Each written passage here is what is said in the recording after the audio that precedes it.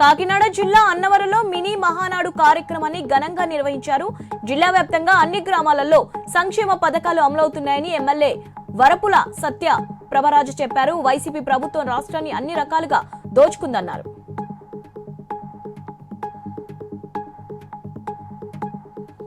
Municipal కార్మికులకు సమాన వేతనం ఇవ్వాలంటూ బాపట్ల జిల్లా అద్దంకిలో సిఐటి నాయకులు ధర్నా చేపట్టారు. కార్మిక చట్టాలపై కేంద్రం తీసుకున్న నిర్ణయాలు వెనక్కి తీసుకోవాలని డిమాండ్ చేశారు.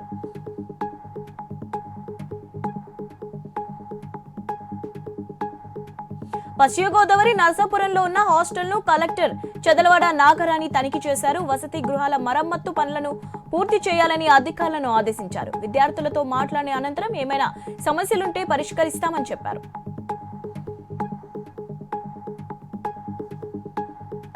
నిర్మల్ జిల్లా ఖానాపూర్లో విషాదం జరిగింది. అనుమానాస్పద స్థితిలో ఓ చిన్నారి మృతి చెందింది. తమ చిన్నారి మృతి పట్ల అనుమానం ఉందని తల్లిదండ్రులు ఆరోపించారు. ఘటనా స్థలానికి చేరుకున్న పోలీసులు దర్యాప్తు చేపట్టారు.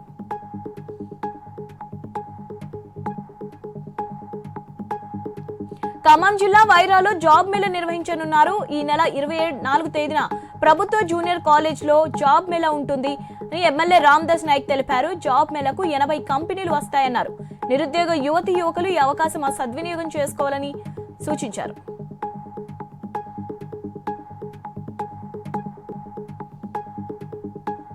బీఆర్ఎస్ రాష్ట్రాన్ని అప్పుల కుప్పగా మారిందన్నారు ఎమ్మెల్యే కోరం కనకయ్య. కాంగ్రెస్ ప్రభుత్వం సామాజిక న్యాయం పాటించి అందరికీ న్యాయం చేస్తుందన్నారు.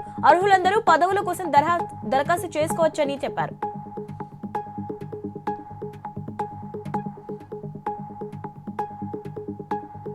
కుటుంబ కలహాలతో ఓ మహిళ ఆత్మహత్యయత్నం చేసింది. గోదావరి నది దగ్గర అనుమానాస్పదంగా తిరుగుతుండటంతో అదుపులోకి తీసుకున్న పోలీస్ స్టేషన్ కు తరలించారు. కౌన్సిలింగ్ ఇచ్చిన అనంతరం కుటుంబ సభ్యులకు అప్పగించారు.